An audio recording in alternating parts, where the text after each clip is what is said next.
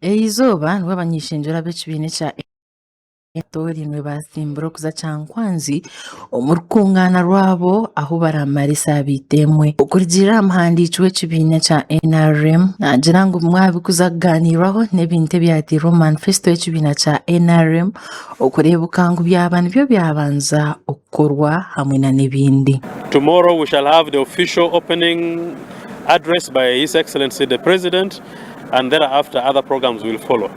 A day after tomorrow, the whole day will be dedicated to Parliament. The Right Honourable Speaker of Parliament will make a presentation.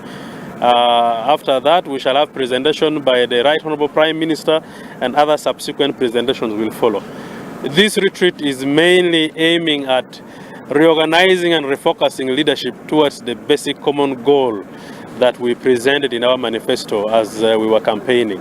Ogu yagira ngo ekibiina kigwire abo kuba bahita n'abo batiine ekibiina hamwe n'ab'ebibiina ebindi okubeegitaho biitu kuyaba yaheza kugamba zaaleta Minisita Norbert Mao ow'ekibiina kya DP kandi arikwenda kwesimba aha kuhayahanira entebe y'obwa sipiika ezire kwakira ebikwetengyesa okuza omu rukungano oru. Nabwanyuma yagambwa n'abanyamakuru arikugira ngu we Kyankwanzi naazayo kwega nk'abandi abo kuba kampeyini z'okutoorana akaruuru k'obwa sipiika tezikashikire nkonka yaheebwa akagisha nawe neija kugamba.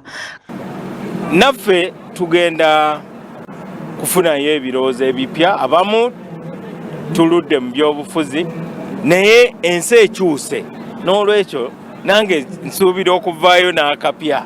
Waliwo ebipya bye ngenda okuyiga nkomewo nga nange ndi recharged. Eno retreat si ya kulonda speaker, si ya kulonda speaker. Abalonzi gye bali naye nga tugenda kusoma pozi ng'ogamba kakuyege. Abakola kakuyege bajja kubeerawo naye nze sikkirizira mu kola campaign. Kandi Geoffrey Kiwanda hamwe n'abanyeshenjera bazayo bagamba ahantu hazayo ekibiina baba bari Kyankwanzi. Nginga abakabano program yonna yafulumye era tusuubira omukulembeze w'eggwanga okuba nga atutuukako olwaleero okuwa keynote address oba enkya, naye mukimanyi nti omukulembeze w'eggwanga tubeera naye ennaku zonna ze tubeera e Kyankwanzi. So twagala okusaba abaka Parliament bonna gye muli mujje tugende.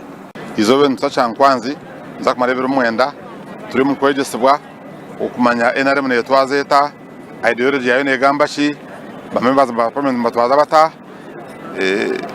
kutwegesa kutugambira really Parliament izwa kusomo ya 12 tutambuza ta obuhereza ebyetengo by'abantu bishaza akikujeshera kandi na government okuta direction abukwetenga korwa mu kisanjeshi. Ati abanyamitoma abanyaruhinda South n'abanyayuganda bona turhanu ya kororo n'aba MPs abandi turiyo ntuza Kyankwanzi okureba okuturatandike kutebekanisa zihanga abwa 2026-2031 turiyo ntuza kureba okuturije kubagana enguto tukabagana amarwaro.